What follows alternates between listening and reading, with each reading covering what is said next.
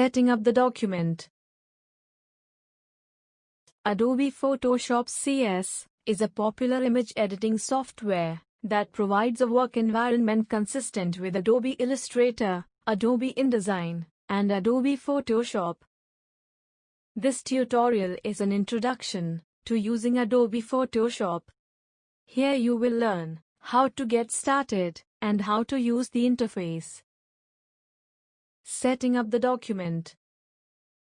Setting up your document correctly from the start will make your job much easier as you work through your project. This will require some advanced planning. For example, if your final output will be a poster, you may need to set up your document. To create a new document, click File, New. This will open the Document Setup dialog box. Here you will be able to name your file. Name. Type a name for your file. Blank document presets are blank documents with predefined dimensions and settings. Presets make designing for specific device form factors or use cases easier. For example, you can use a preset to quickly start designing for the poster. Blank document presets have predefined size, color mode, unit, orientation, positioning, and resolution settings. You can modify these settings before creating a document using the preset. Templates and presets are categorized into these sets: photo, print, art, and illustration, web, mobile, film, and video. Width and height. Values in the width and height text boxes can be edited without affecting the other. Adjacent to the values in the width and height text boxes, you find drop-down menus that offer many different options for units of measure. Resolution. The resolution is an independent value and isn't linked to the dimensions. Color mode. Specify a color mode for the document. Changing the color mode converts the default contents of the selected new document profile to a new color. Grayscale gives those colors a reality check, so you have gray and black. It's especially useful in printing because those C, M, and Y cartridges are not cheap. When you print an image or document in grayscale, you are using your black cartridge rather than making your colors work double time to produce your grays and blacks.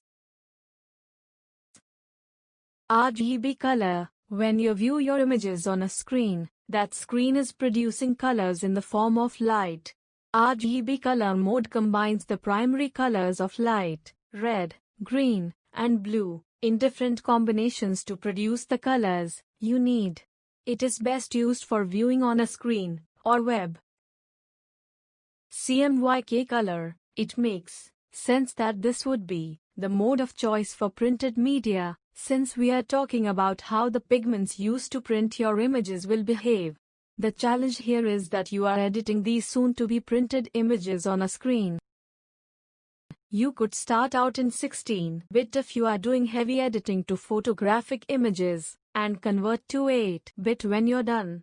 8-bit files have 256 shades of color per channel, whereas 16-bit has 65,536 shades of color, which gives you editing headroom.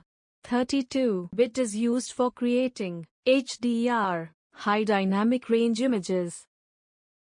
Background contents. Select a background color.